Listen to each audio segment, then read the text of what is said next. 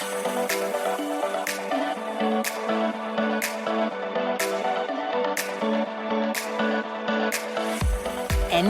Now and Then, The Greatest Comparisons.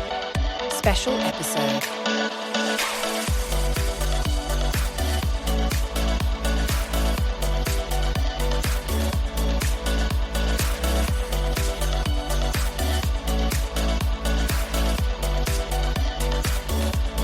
All right, on this episode of NBA Now and Then, The Greatest Comparisons, we have something special for our listeners that we've actually spent weeks planning. Now, excitement is just spilling over, pun intended. Let's do a quick roll call, fellas. In the room for this episode, we have Lucas. Hey, yo. We got Ben. Let's talk some wines, guys. Yeah, and we got Maurice. What's up, everybody? And for the first time ever, we have introducing Winston. What's up, Winston? What up? What's going on, Welcome guys? to the pod, man. Welcome, Winston. I'm in the building. Yeah, the thing is, Winston, the fans of NBA Now and Then don't know, but you're actually going to be a staple of this show, starting with season 2. But this is a nice little segue into you getting used to the whole podcasting atmosphere. Now, before we start, I do have to drop a quick reminder to please click the follow button on our show, whether it's Apple Podcasts or Spotify. Go ahead and join the NBA player comparison conversation. We have almost 24 NBA star comparisons for you to enjoy.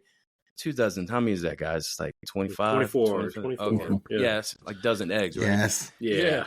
Anyway, those comparisons include Luka Doncic to Larry Bird, Jason Tatum to Paul Pierce, Kyrie Irving to Isaiah Thomas. You guys see what I did there, right? Oh, yeah. Yep. Oh, yeah. I see. Yeah. Oh, yeah. We can't do Anthony Edwards to Dwyane Wade anymore. Well, those players are playing in the finals right now. We're actually recording during game 1 of the finals.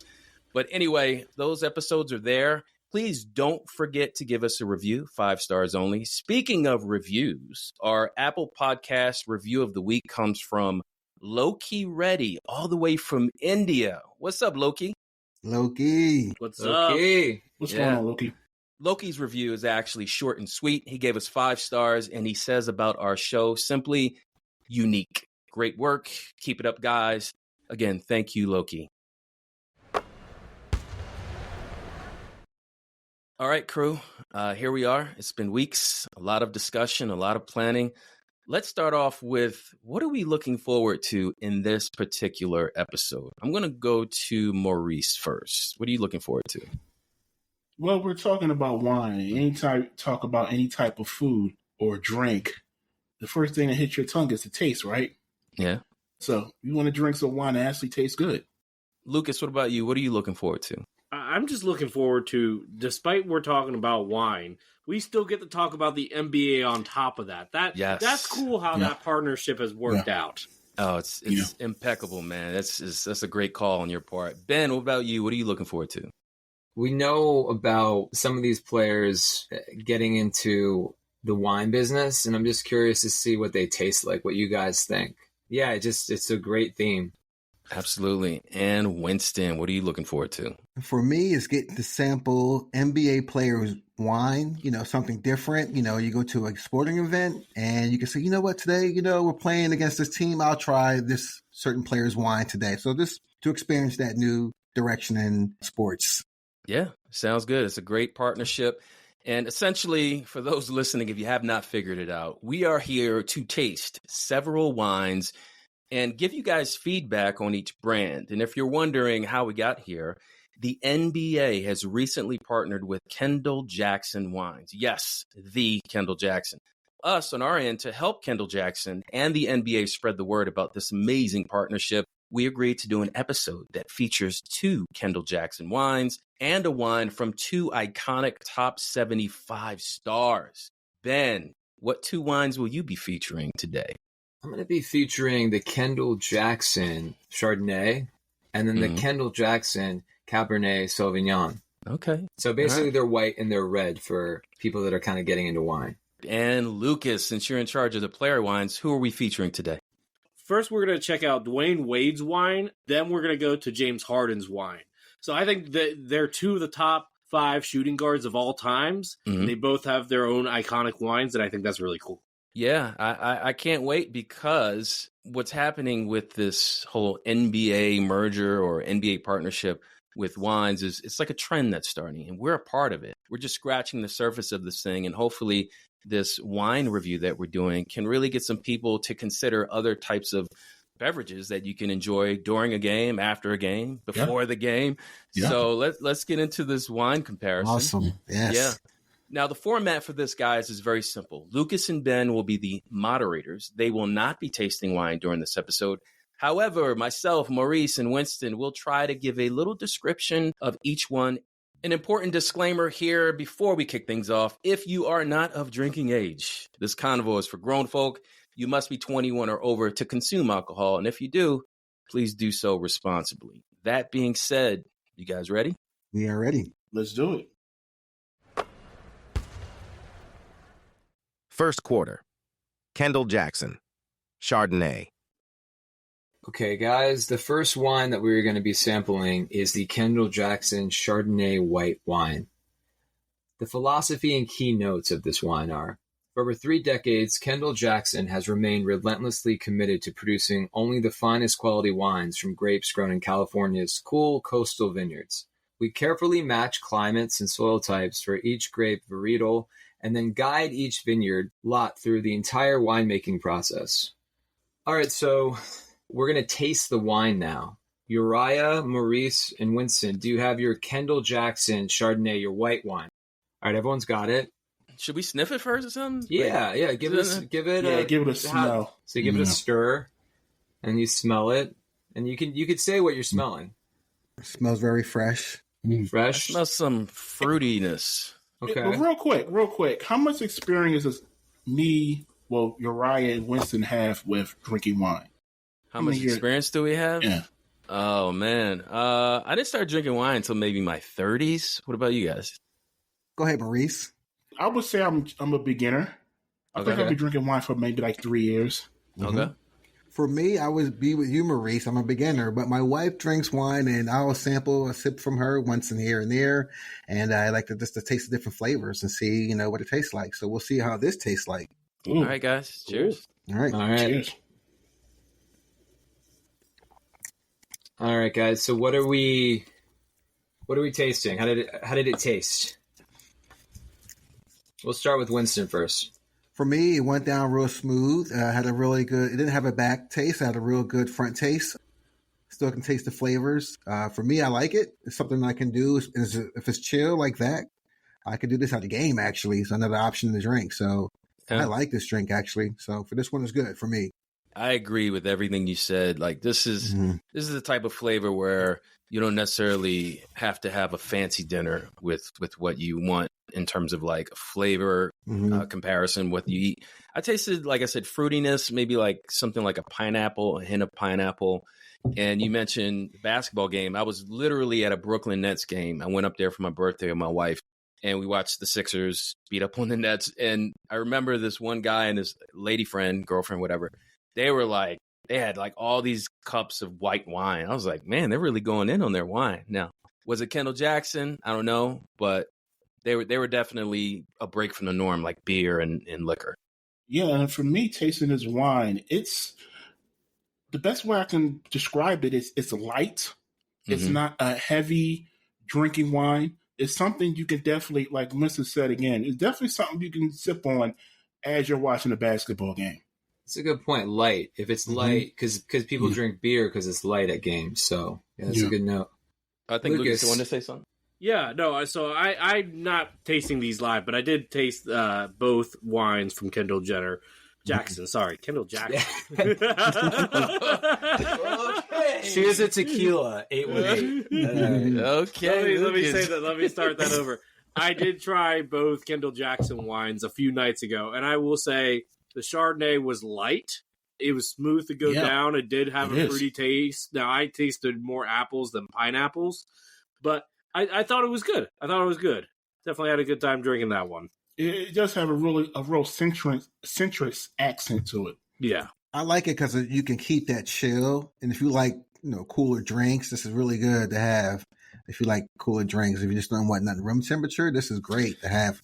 Yeah, chilled. I like a chilled white wine. And just so you know, to be fully honest, at my wedding in 2013, our red wine was a Robert Mondavi Cabernet, and our white wine for all of our guests at our wedding was a Kendall Jackson Chardonnay. So, Awesome. No lie, it's like it was everyone loved it. Everyone loved it. All right. Yeah. If it was good enough for your wedding, it's good enough. All right. Well, it sounds like everyone likes this wine. It'd be good for a game. Now we're going to go into some tasting notes. So I'm going to go into what the wine is actually made out of, so you guys can compare that to what you kind of experienced. I will, spoiler, you guys did mention some of the tastes that are actually in this wine. Okay. So Kendall Jackson's tasting notes: beautifully integrated tropical flavors such as pineapple, mango, and papaya. These flavors delicately intertwine with aromas of vanilla and honey to create depth and balance throughout. A hint of toasted oak and butter rounds out the long, lingering finish. So, and Randy Ulam, the director of winemaking, and Mark Thies, the winemaker, that was their pitch. Okay. What about you guys? Did you guys taste any of that? First of all, you got me with buttery notes. You got me with that one. I was also tasting some type of wood in it, and it's funny you mentioned like a cedar accent as well. I think pretty much any type of wine, when it's in the barrel, it collects some type of wood type smell or taste to it. I definitely noticed it. It wasn't pronounced, which in most cases with white wine is a good thing. I think the combination of everything together really works well for this white wine. For me, those flavors that you mentioned, Ben, the papaya, the mango, and where's the other one? Papaya? Pineapple. Pineapple. So when I first took the sip, first of all, those three fruits are frequent in my home, especially my wife. She loves all three of those fruits. So the papaya, you can really taste that a little bit there, and a hint of the pineapple more. I would love to experiment more with that, to taste the mango in that. So those are good fruit flavors. I love those flavors. Hey, look, all I'm going to say is I got to give Maurice a plug. I think, Maurice, you went to culinary school, right? So you have like a professional approach to tasting things and identifying different flavor profiles. So pretty much whatever Maurice says all night, I'm just going with him. Yeah, I was thinking because my palate stinks. I don't have a really good palate. So we're all just like, Maurice is like the bear. We're just all listening. Yeah. Good show, by the way. Okay, so I'm going to go back here, and we are going to talk about the over-unders on the prices. All right, guys, so over-under on the California Chardonnay 2022, the Vintner's Reserve. The over-under I'm going to place is $20. Okay. Okay, so Winston. I'm going to go with under. Okay. Uriah? I'm going to go last. Okay, There's the reason why. Lucas, I'll say over. That seems kind of cheap for 20. Okay, Maurice.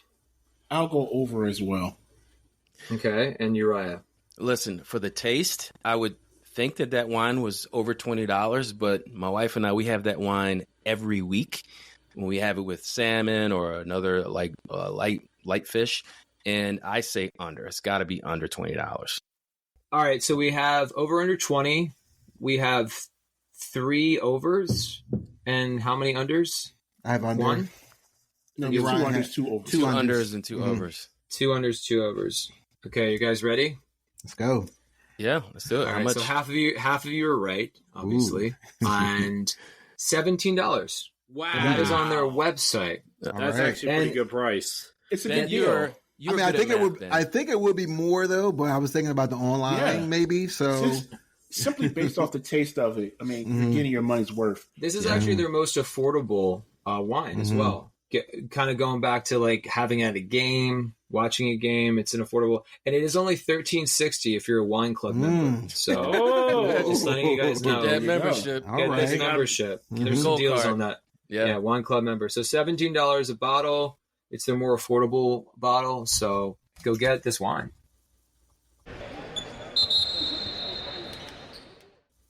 All right, we just finished sampling the Kendall Jackson Chardonnay white wine, and now we're going to transition into a segment called Did You Know? All right, Winston, take it away.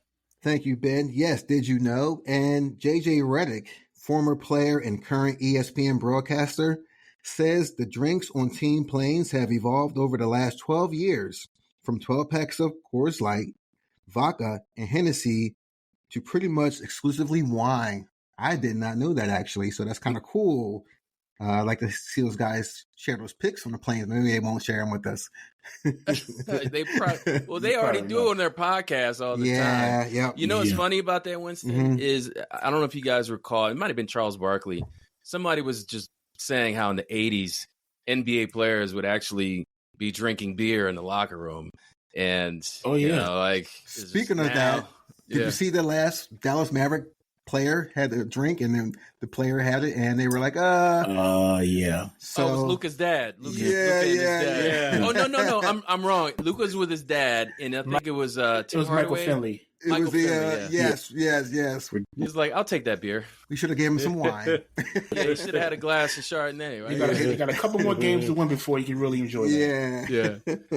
I think that pattern is like it's just a thing now with the NBA, and I think that's one of the biggest reasons why we're doing this episode. It's just interesting how the consumption of alcohol has changed over the years in the NBA, and that brings us pretty much to our next topic here.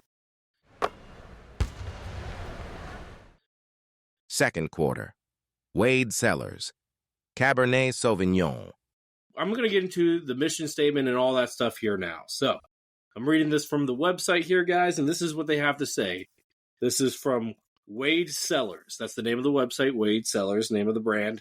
Wade Cellars has separated itself from the crowd as an authentic producer of approachable California wines and a principled advocate for the wine industry. Established as a partnership between Dwyane Wade and the Palmera family, Wade Cellars strives to make the wine industry more inclusive to people of all backgrounds. So, gentlemen, all right, start your engines. Glasses high, gentlemen. What do they say? Salute? Salute? Usually when I drink, I usually say shalom.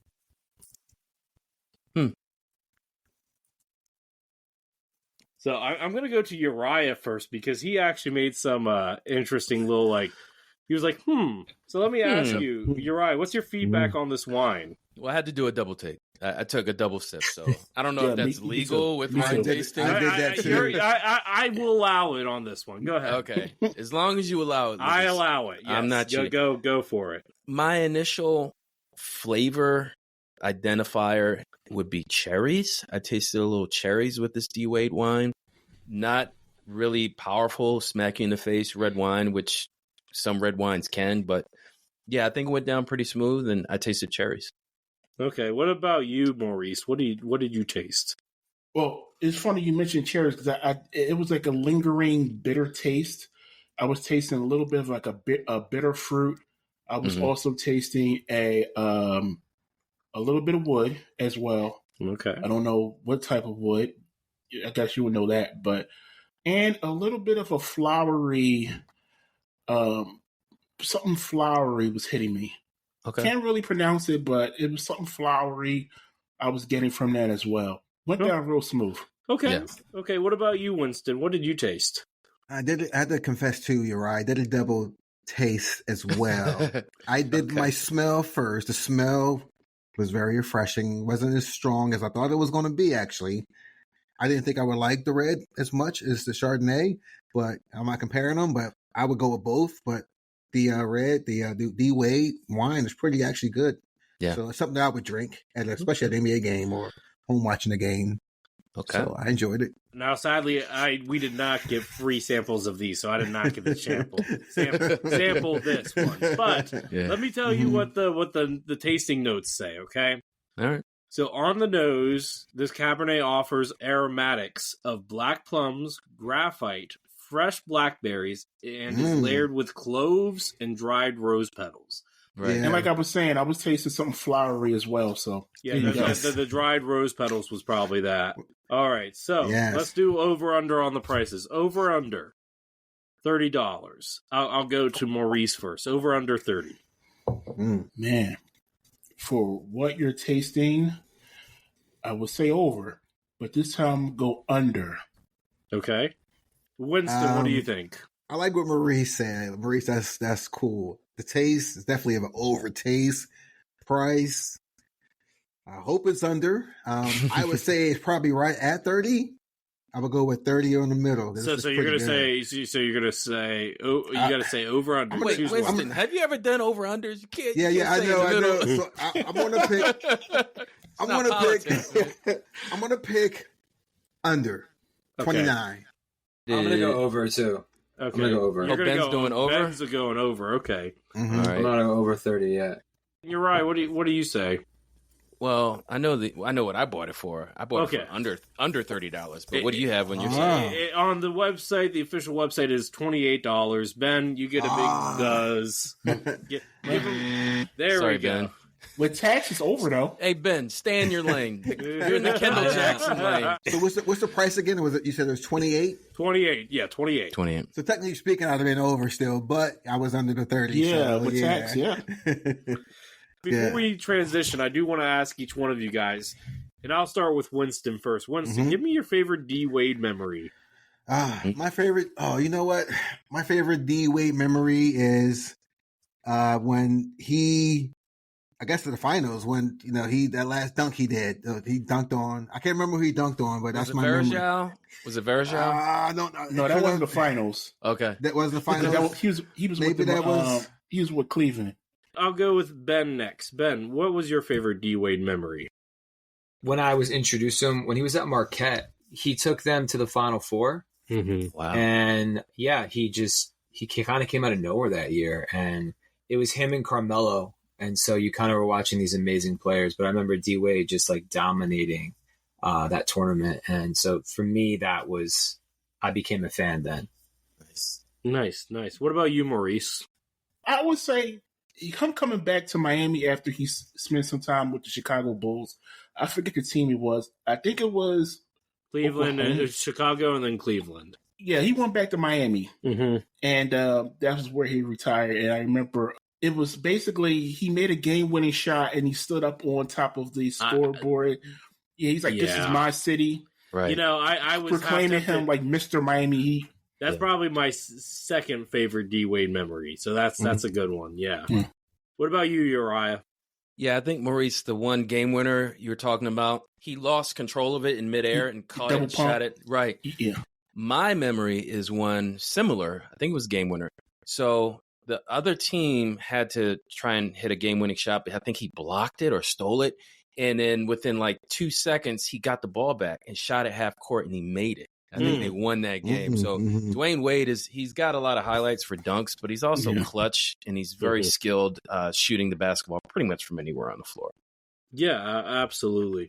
So for me, I didn't start watching the NBA until about 2006. Actually, the 2006 NBA Finals, with that had the young D Wade coming out of nowhere with the veteran Shaq against Dirk Nowitzki, and I always enjoyed D Wade. I have him third all time on my all time like shooting guards list.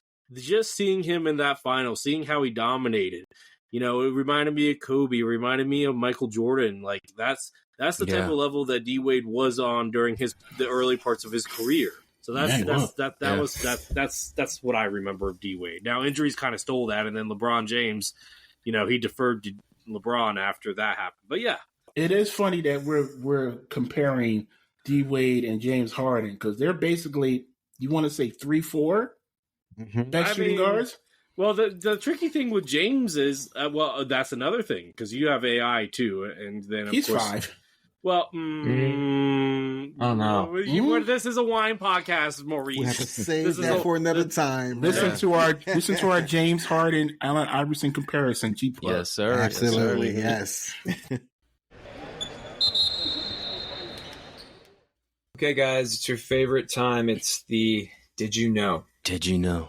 Did you know? While LeBron James has not ventured into the business of wine himself, he has been photographed walking into Crypto.com arena with a glass of red wine in his hand. And off the court is known to host wine parties for his closest friends on Sunday evenings. Did you know? Interesting. What do you think about that? I'll start off with, I was surprised that LeBron didn't really have a signature wine yet. So that kind of surprised me because we see him a lot in his interview with JJ, with his podcast. We see him a lot with wine. So that surprised me. But what about you, Uriah? What did that surprise you? Did you know? Yeah, no, he likes to drink wine, as you said with JJ Redick on their podcast. Look, LeBron is a business mogul at this point. I think his valuation of his empire is close to $1 billion, if not more. So I'm not surprised that he has his hands in a lot of businesses, kind of like Shaq does, but Shaq is retired. But yeah, I wouldn't be surprised if he popped up with a winery somewhere. He is a billionaire, by the way. LeBron is. He's definitely a billionaire? Yeah. Okay. Yeah. All right. Maurice, you're a LeBron fan. What? You are, right? All right. I recognize him as a second grade basketball player. I will say that. Does that surprise you? Did you know, or no, not really. Listen, LeBron James, he's been doing this for over 20 years. He has so many records. Like I say, the second greatest in my opinion. Listen, when you can go out there and score 28 and 8 at 39 years old, you deserve a glass of wine. Yeah. Yeah. The only thing that surprised me was the fact that he doesn't have his own wine. I thought he actually did, so it must be wrong on that. But I could see LeBron James walking in the arena with that wine, a few times, and him hosting parties to his closest friends. I could see LeBron doing that. I am kind of surprised, but clearly there's a reason why he hasn't yet, or he won't. We don't know. He's almost as good as a businessman as he is a player. So, he's pretty on top of things. And without getting into too much detail, he's really smart at building a business and building the people around him. But yeah, it was slightly surprising to hear that he does not have his own wine company yet. Halftime trivia. Okay, Lucas, Ben, Maurice, and Winston. Whoever wins the most trivia rounds will win a bottle of Kendall Jackson wine, Sauvignon Blanc. Some questions are NBA related, others are related to the Kendall Jackson brand. You guys ready? Sure. Ready. Let's go. I didn't quite hear you. Let's go. Let's do this. Yes. All right, Uriah, take it away. All right, here we go. The first question, we're going to square off Lucas versus Ben. So Maurice and Winston, mute yourselves. And the question has to do with an NBA player. Whoever answers first will get a point. All right, here we go. Ben and Lucas, name an NBA player that has the initials KJ. Keldon Johnson. All right, you are correct. I was about... You're a little slow there. Anybody else want to chime in? Winston or Maurice? Who were you going to say? I would have said Kevin Johnson. Kevin Johnson, yeah. Hold up. Are we allowed to do former players? Just it's any NBA NBA now player. and then. Okay. Well, now and then. You were stuck in the present? Yeah. Yeah. Oh, too Back bad. to the future. Take a risk next time. Now this is for Maurice and Winston. So everyone else mute yourselves. Maurice and Winston, first one to it gets a point. Name any NBA coach that has the initials KJ. A coach. A coach. This is tough. Don't overthink it. Don't overthink it. Coach KJ. KJ. Whoa. Dynasty team. Lakers. Green East and Coast. white. Boston Celtics. Oh my God. Oh, Casey Jones? You are correct. Wow, you had to go back for that one. All right. You went back deep. That was good, Maurice. I never would have guessed that. You need a little help. You need a little hint. It's all good. Okay. All right. Lucas, you are now going to be squaring off against Maurice. So everyone mute yourselves. First one gets a point. Name any NBA team that has red and white as primary jersey colors. Philadelphia 76ers. Okay. There was red and white and blue, or just red and white? Yeah, you didn't specify. That's true. I'll give that to you. All right. Thank you. Lucas, you get that point. White, yeah, that's true. All right, this is going to be for Ben and Winston. Everyone else, mute yourselves. This is associated with Kendall Jackson, so not NBA related. All right, here we go, Ben and Winston. In what decade was Kendall Jackson Wines founded? Give me a decade. The 1970s. 1990s. Okay, you both are wrong. It was the 80s. It was in the middle. Wow. 1980s. Okay, so nobody gets a point for that. And by the way, if you answer once, like that's it. So, all right, this is for Lucas and Winston. All right, let's go. All right, which United States president was the first to have Kendall Jackson Chardonnay served in the White House? Barack Obama. Winston? I'm going to go with Bill Clinton. Just like the decades, you went on the both sides of it. Yeah. It was George Bush? No, it was Ronald Reagan. Oh, wow. Ooh. You were close. I was close. Yeah. He's California. That makes sense. Mm-hmm. And I thought like the 80s might have been a little clue for you, but anyway. Well, Clinton was 88, I think. Mm-hmm. Yeah. No, Clinton was 92. You're right, 92. Yeah. Mm-hmm. Man, Yeah, I know that because I was born on his election night. Okay. That's tough. Random. All right. Last trivia question is for Maurice and Ben. Here we go. In what major United States city did Kendall Jackson founder Jess Jackson sell his first ever case of Vintner's Reserve Chardonnay? San Francisco. I'm just going to go with L.A. You were both. Wow. See, like you're thinking West Coast because of the wineries. It was actually New York City. Really? Wow. Okay. And it was in, I think it was in the train station. I forget, is it Penn Station or something? Union. I don't know. Yeah, Penn Station, yeah. One or the other two. All right, so with the most points, there's a three-way tie. Ben, Maurice, and Lucas all have a point. Hey. So I think if we do another episode, we'll do a tiebreaker. So Okay. That'll work. Third quarter. Kendall Jackson. Cabernet Sauvignon. All right, we're back from halftime, and we're here to talk about Kendall Jackson again, but this time it's their red wine. So now we are going to sample this Kendall Jackson Cabernet Sauvignon. can't wait. Winston, Uriah, and Maurice, do you guys have your glasses ready? Yes, we do. Okay. Oh, yes. All right. On the count of three, we're going to cheers and then taste. All right, ready? All right. 1, 2, 3. Cheers. I'm just going to taste it right now and see what it tastes like. Oh my God. Okay. Wow. This is a little bit better of a reaction. I have never had a Kendall Jackson red before, and I am literally mad at myself for never trying it before. That was delicious. Winston's It's finished good. in that cup. Yeah. You It's got- good. Oh, yes. Everyone is just kind of blown away by this one. So Good. This is good. I Wow. figured you guys would like it. I think we're going to start off with Uriah just because he was really impacted by this. Lucas, you're right. Like everyone liked it, and I think it's so smooth. It's probably one of the smoothest tastes I've had of any red wine. Yeah. And I've had Camus before. I'm not saying Camus and Kendall Jackson are in the exact same level, but the same experience I had in terms of like the smoothness, the richness, not overpowering. I tasted a little peppery. I don't know if anybody else tasted that, but it was delicious. I would definitely have that with like a good steak or a red meat type of dish. But yeah, I love this wine. Winston, we're going to go up to you because you finished it. Oh, yes. I Wait, did he finish the bottle or he finished his glass? I think he was ready for that. He was about to. Yeah. That was actually pretty good. For me, not being a big wine drinker, I will sample here and there, but it went down really smooth. The smell is great.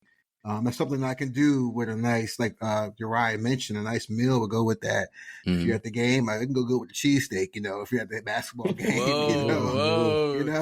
Cheesesteak and wine. And that's what I thought about when I was trying. This will go Some good. crab fries. Oh, yeah. So Okay, I for can me, see it's that. good. It's good with a meal, I believe. Okay. All right. Maurice? I will say this. Now, I've only been drinking wine for about 3 years. This is the best smelling wine I think I've ever had. It smells delicious. Yeah. And when Ben was reading the notes, one word really popped out to me after I drank it, which was a mouthfeel. It has a really good mouthfeel to it. It's a great description of what this wine is. And going back to what Uriah said, I have a culinary background. I cook for a living. This would be great, like with some beef stew, put it in the oven, or a roast. Yeah, this would go perfectly with that. The flavor of this is really good. It's a lot heavier than the Chardonnay for sure. It has a great aroma to it.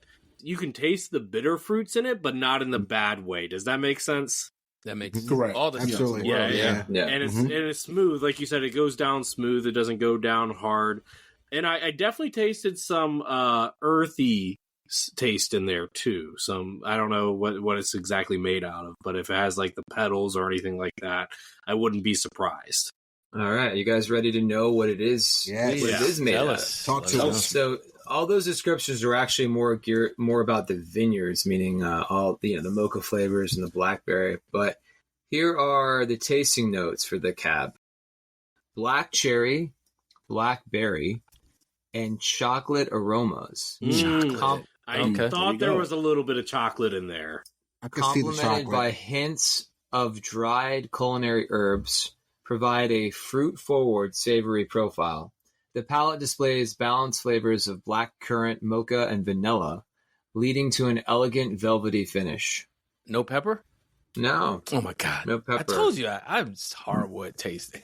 I could not. Like vanilla? I didn't catch that. The mocha would be dried herbs. So dried herbs, you're right, that kind of is pepper. Yeah, that is pepper. Okay. The dried herb. Yeah. All right, so the statistical information, it's made in California. 83% of the red is this Cabernet Sauvignon. 9% is Merlot. 3% Petit Verdot. 3% Cabernet Franc. 2% Malbec. It has a TA of 0.560 grams per liter, a pH of 3.67. Same alcohol content. They stay consistent. Kendall Jackson, 13.5. The aging is more in this one. It's 10 months in 69% French oak barrels. They love their oak. Okay. 8% new and 31% American oak, 7% new. So it feels like this is a little more expensive to make, given by the aging. Yeah. All right, trivia question. Again, so there's only two places the red is made. They started over because we heard that. I thought Winston cracked the glass. Winston, were you trying to pour yourself another bottle? I was like, these guys can see me. Let me not pour another drink. They can see me. Yo, Winston can't help himself. Yes. Winston's going to have a good night. Oh, yes. That was fun. I'm planning on drinking more once I just saw done. Yeah. I just saw bottles pass the screen. I was like, let me pour it over here. You ain't smooth. We all know what you're trying to do. Wait until the pod's over, sir. Be professional. Yes. I got you guys. Okay. So the growing regions. This is our kind of like mini trivia question that we did last time. We only have two this time. So Sonoma County and Mendocino County. Both are north of San Francisco, so they're both quite a bit north. So to grow this red, it needs to be in a little bit of a cooler climate, the grapes. Which one has 84% of the vineyards and which one has 16%? Your options are Mendocino or Sonoma. I'm going to start off with Uriah. I'm going to go with Sonoma. It just sounds right to me. Yeah. Maurice? Get Sonoma. Winston? I would go with the other one then. Mendocino? Yep. All right. And Lucas? I'm going to go with Uriah and Maurice on this one. It is Sonoma. You guys are right. All right. That's all the info on this Kendall Jackson Red. It sounds like it was a pretty big hit. So, all right. Over under $30 for the Cabernet Sauvignon Vintners Reserve. I'm going to go with Maurice. $30 over under. The Chardonnay was 18. So I'm going to go, I know it's going to be more than that. I'm gonna go over. I'm gonna go under. Okay. Yeah, I'm going to go under. I think, I don't know, for some reason I passed it in the store and I've looked at the shelves and for some reason I feel like it's like 26, 27, but so I'll say under. All right. Winston. For me, this taste, it could be a over wine, but you know, with the philosophy, what they're trying to do, make it for the everyday guy, I think they're going to go under with this one, with this price for the everyday guy, because this is something that I would be drinking. So this is a nice flavor. I'm definitely going to go under. All right. And Lucas. I'm going to go under as well. I think they made it affordable. You guys are all correct. It's $28. Nice. Okay, Nice. so $10 more. Okay. Yeah. So it's the same price as the D Wade wine. Yeah, the reds are the reds overall are quite pricier, so it's interesting you guys had the same reaction compared to the white because it sounds like they're a little more in demand, judging by the prices. And then again, if you are a wine club member with Kendall Jackson, it is $22.40 per bottle. Got to get that subscription. Got to get that subscription, guys. Kendall Jackson. So far, this is feels like it's one of the more popular ones from our crew. So I'm going to send it over to Lucas to talk about our next player's wine. All right, Lucas, take it away. Well, before I get into that, I want to ask you guys, did you know this year JJ Redick and LeBron James teamed up to launch their new podcast, Mind the Game? And in the debut episode, the pair sat down over a glass of wine to chat about basketball strategy. And let me just ask you guys this. Do you guys think that wine is becoming the go-to, like, you know how like cigars was it for NBA players in the 90s? It feels like wine is becoming the new cigars for players now. I do. I think going back to LeBron, kind of the recovery, like wine, it's the oldest alcohol and it's kind of one of the more natural ones. I mean, we've been reading how it's prepared. So for LeBron James to be kind of advertising as a form of recovery, I think that, it's trending in that way. And then, LeBron, I think, has kind of started this too, like the way he advertises it. Think of it from the player's perspective. Would you rather drink beer? It makes you bloaty.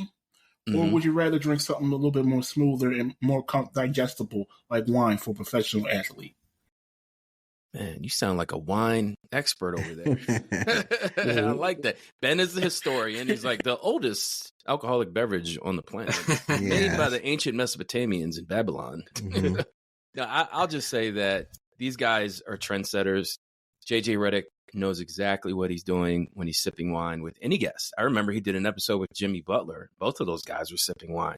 So, Lucas, that was a brilliant comparison of the whole cigar thing with the 90s players, Jordan smoking cigars in a locker room after the finals. Yeah. I like that comparison. And I think wine is here to stay. I don't think it's going anywhere. Absolutely. And for me, I'm thinking I go to the games a lot. As you guys know, I remember, I think we all met at the game. I think all of us, we get Lucas there one day. One day. Yes. When I'm at the games, for me, it's another option. You do have beer there. But I see more people drinking regular drinks. But now with wine, for me, it pairs up perfectly with NBA versus like NFL beer more. But I think the NBA can feature wine more. There's arenas more. Yeah, home too. But when you're at the arena, the first thing most people do is they get something to sip on. Get a little drink. And how about a glass of wine now with that? So it sounds good for me. Yeah. Not just any wine, Kendall Jackson wine. Yes. Bam. Red or white.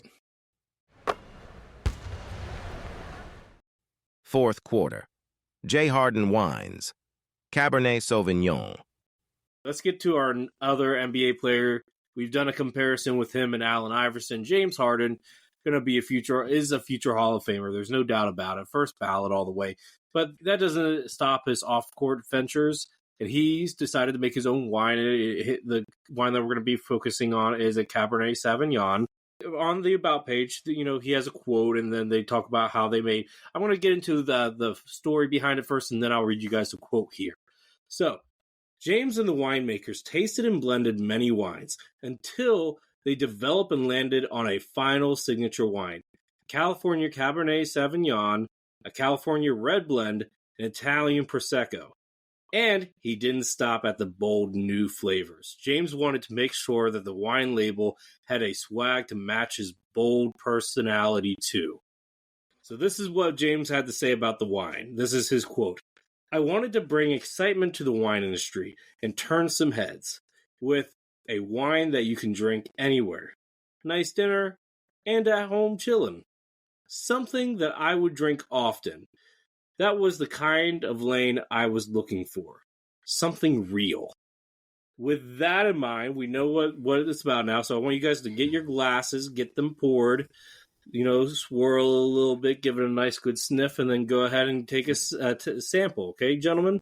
Wait, Winston, are you sure that's James Harden? Are you still drinking that? I know. she over there. I'll see her later. Yeah. He's like, I'm going to save you for later. I see Maurice over there. All right, here we go.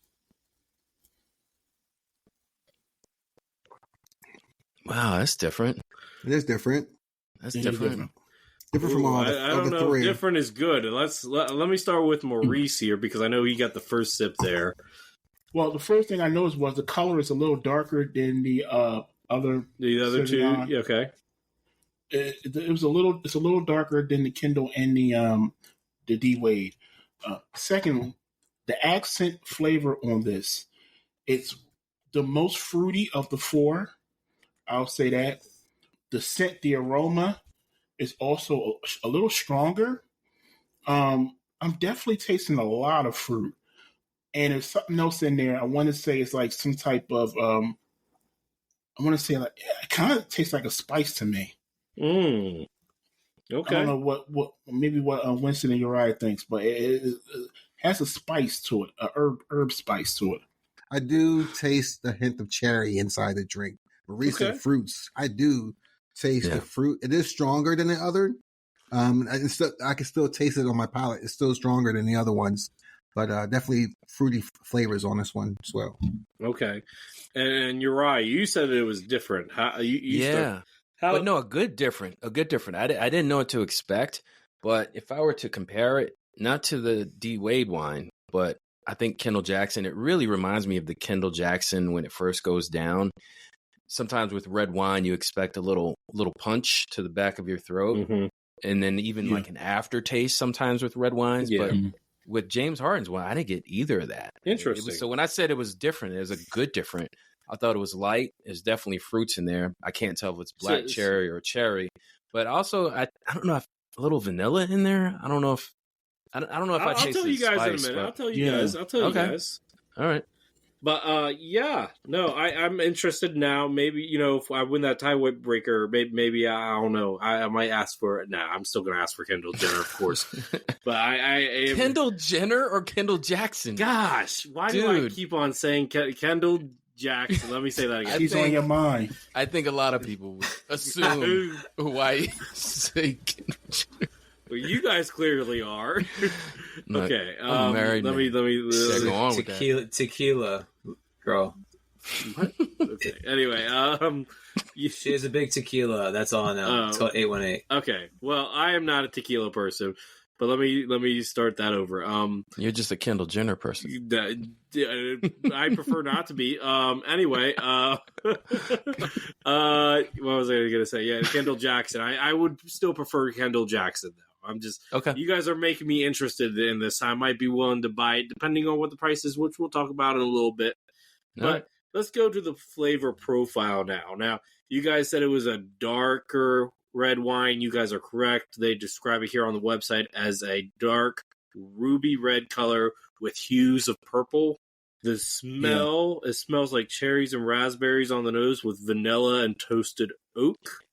I knew the vanilla was something that I was trying to pick that up. So I didn't smell vanilla. I actually tasted it. So here's the palate. This is the taste. Jammy and delicious flavors of blackberry and cherries, hint of pepper with pronounced oak, spice, and vanilla with long lingering finish. The food that they say that this goes best with is a glazed pork chop, bourbon glazed pork chop. Definitely see that. And the alcohol percentage in this is 13.5%. Okay. Just like Kendall Jackson. Yeah. Very fruity. Very fruity. And interesting fact, it's vegan. Okay. There you go. Yeah, so there's that too. So that flavor combo was on point. Yeah. Like now I do taste the blackberries and the cherries like you guys mentioned. Yeah. Delicious wine. Absolutely. Delicious wine. Let's get to the cost now. Price over under. James wanted to make this, available to everybody. We know the first two Cabernets were about $28. So let's just go with 28. Let's see if it follows the trend. Do you guys think over or under? I'm going to say under. I'm going to say under because the J. Harden bottle is smaller than the Kendall Jackson. Is it? And the D. Wade. Yes, it is. Okay. Winston. I'm going to go under as well. This is my first time trying this wine. So I'm definitely think that, he mentioned it. You mentioned it with pork chops, or you mentioned food it goes with, right? It sounds good. It sounds good with a nice meal. So I'm definitely hungry now. I can try a pork chop with this wine. So I'm going to go under. Okay. And Uriah? I'm going to go under because I know how much it costs because I bought the wine. So they're well, then how about you just tell everybody how much it costs? Go ahead, Uriah. Retail, without any type of wine subscription club, was $12. Wow. You guys are all right. That's absolutely very affordable. Absolutely. Yeah. Interesting. All right. That's fair. So now that we gotten through the wine stuff, let's go to the Harden stuff. Now, I know that pretty much everybody on this podcast is a Sixers fan, so don't let your bias about how things ended with James impact your memory here. But let me start with Uriah first. What's your favorite James Harden memory? So I'm not going to go with the crossover of Wesley Johnson. That's too much of a layup. I think Maurice might go for that one because he mentioned that in the one episode we compared him to Iverson. My favorite memory is a recent one is when Embiid was hurt in game one of the playoffs last year versus Boston. Even though the Sixers lost, Harden had probably the best game a Sixer player has ever had outside of Embiid. So he stepped up. He hit clutch shots, that three-pointer in the fourth quarter with the shot clock running down. I will never forget that Harden game. And I have no ill will towards Harden. It was a business decision. He had issues with Morey, whatever. That's neither here nor there. But that's my top memory is that game against Boston. Okay, fair enough. Maurice, what do you have? I remember a game he played against the Golden State Warriors. I want to say it was a playoff game, but I'm not sure. I'm not positive about it. But the one where Klay Thompson was guarding him, he was so hot that game.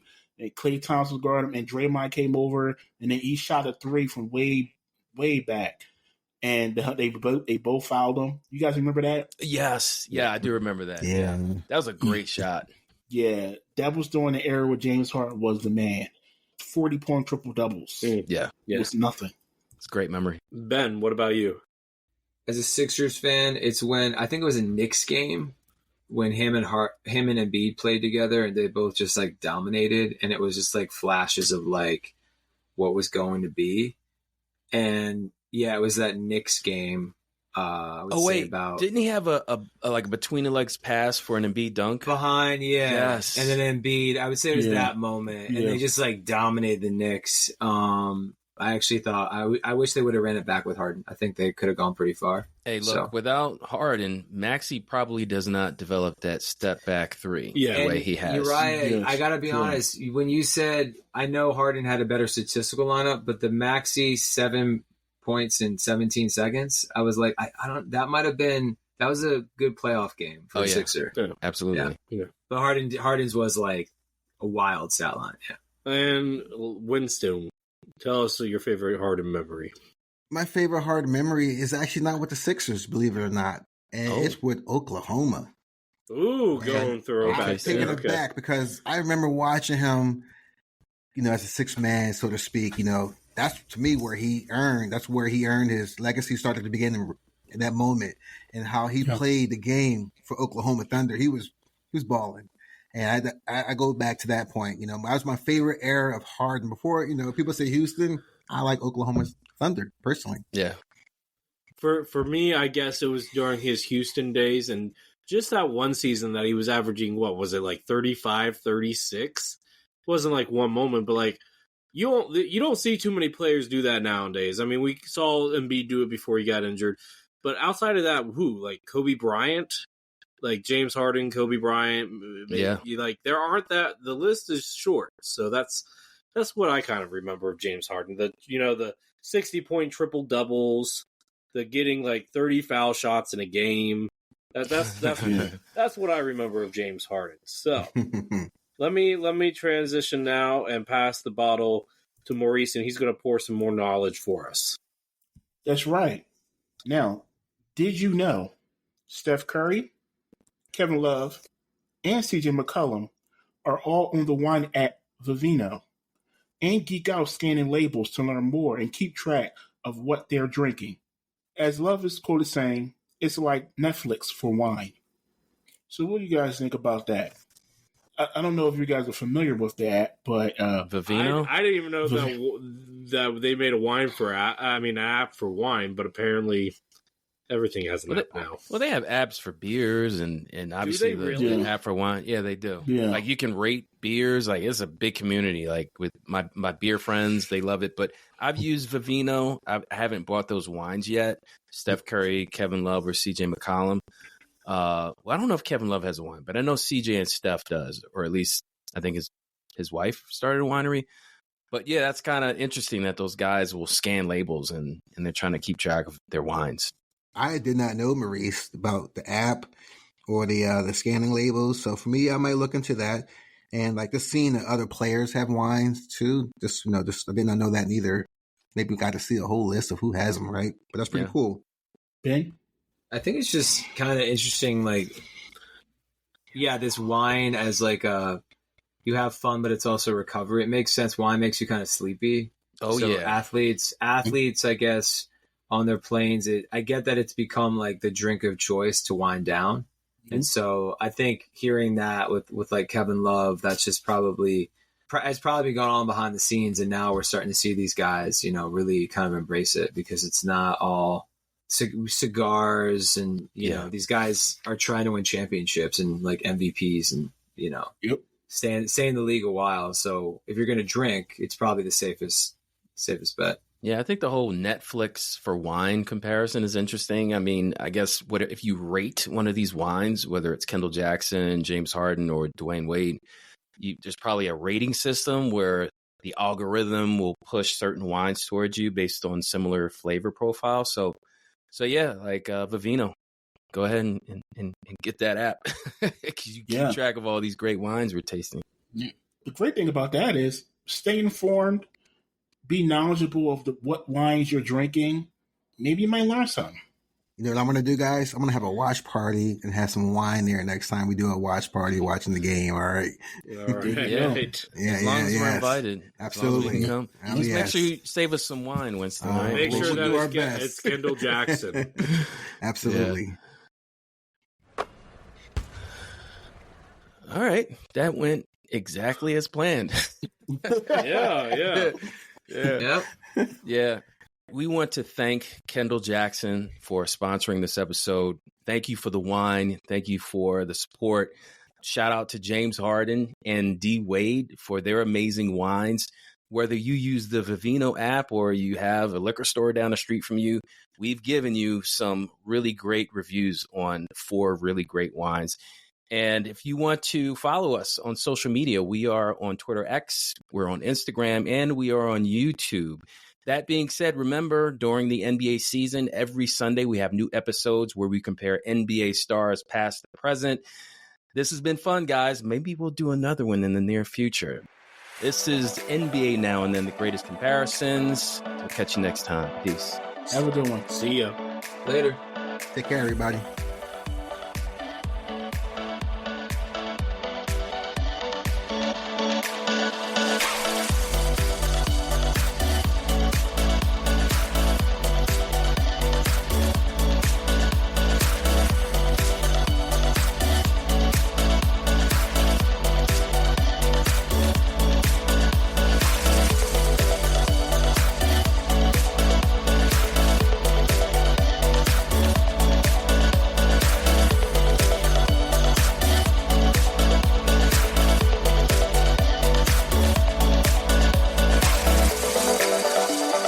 NBA Now and Then, the greatest comparisons.